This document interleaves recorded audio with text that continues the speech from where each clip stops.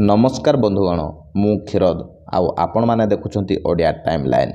महाराष्ट्र रे शिवसेना और एनसीपी रो भांगण, मध्य प्रदेश रे सरकार रो पतन, गोवा अरुणाचल दिल्ली एवं पश्चिमबंग पर्यंत विभिन्न राज्य रे दलबदल और राजनैतिक अस्थिरता देखा मिलुछि। एही समस्त घटना पर एक शब्द बारंबार चर्चा को आसुछि, ऑपरेशन लोटस। विरोधी दल माने बारंबार अभियोग करुछंती जे बीजेपी योजनाबद्ध भावे विरोधी दलर विधायक सांसद मानकु निज दल को आनी क्षमता हासिल करुछि।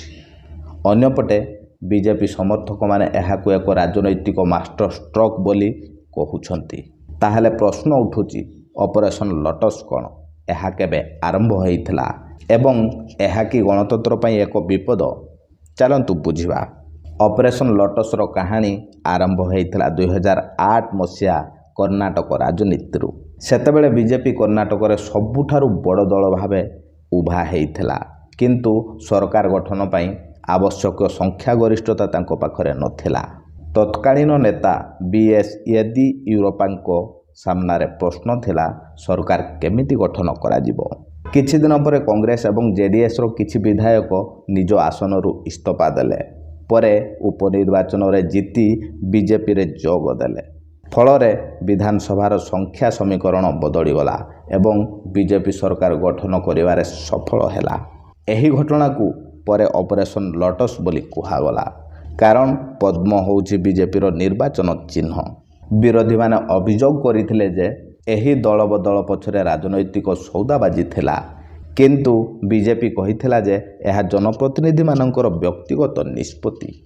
आज महाराष्ट्र रे शिवसेना एनसीपी रो भांगण, पश्चिम बंग रे टीएमसी रु नेता मानकर विच्छिन्नता, दिल्ली रे आप रो चैलेंज, एही सबु को विरोधी माने ऑपरेशन लोटस रो विस्तार बोली कहउछंती। किंतु एठारे आउ एक पक्ष को जदि देखा जाए, अनेक आंचलिक दल आज परिवारवाद, गोष्ठी द्वंद्व एवं नेतृत्व संकट भोगुछंती। अनेक नेतांकर अभियोग जे दल भितरे नुआ नेतृत्व को सुजोग मिलु नाही, फलरे असंतुष्ट नेता माने अन्य दल रे जोग देवार रास्ता बाछुछंती।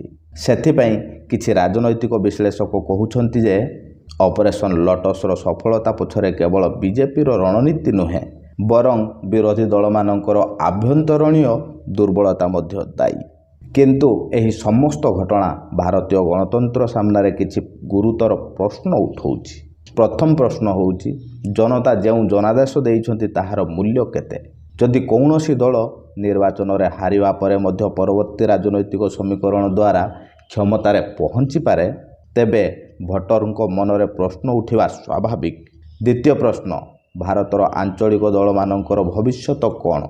भारतर परिचय होउछि ताहार विविधता, भाषा, संस्कृति, आंचलिक परिचय और स्थानीय प्रसंग को आंचलिक दल माने जातीय स्तर रे उठेई थांती।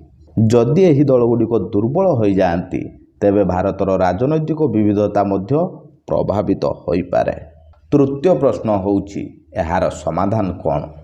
विशेषज्ञ माने कहती जे दल बदल आईन को अधिक सुदृढ़ करने दरकार। स्पीकर को परिवर्ते एक स्वाधीन ट्रिब्यूनाल द्वारा दल बदल मामलार निष्पत्ति हेबा उचित बोली मध्य अनेक प्रस्ताव देउछंती।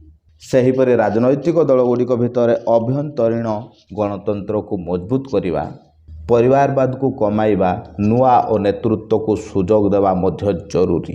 शेष में ऑपरेशन लोटस को आपण राजनैतिक मास्टर स्ट्रोक कहतु, किंतु गणतंत्र पई चैलेंज गोटे कथा स्पष्ट, यह भारतीय गणतंत्र सामने किछि गभीर प्रश्न रखिछि।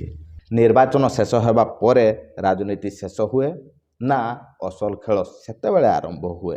बीजेपी विरोधी को दुर्बल करुछि ना विरोधी को निज दुर्बलता बीजेपी को सुजोग दउछि? एवं सबुठारु बड़ कथा, जड़े भोटर भावे आपण कौन विश्वास करती जे आपणको भोटर सम्मान संपूर्ण कार्यकाल पर्यंत बजाय रहिबो? आपणको मतामत कमेंट बॉक्स रे निश्चय जणांतु। वीडियोटी भल लागिले लाइक, शेयर एवं सब्सक्राइब करने को भूलिबे नहीं। धन्यवाद।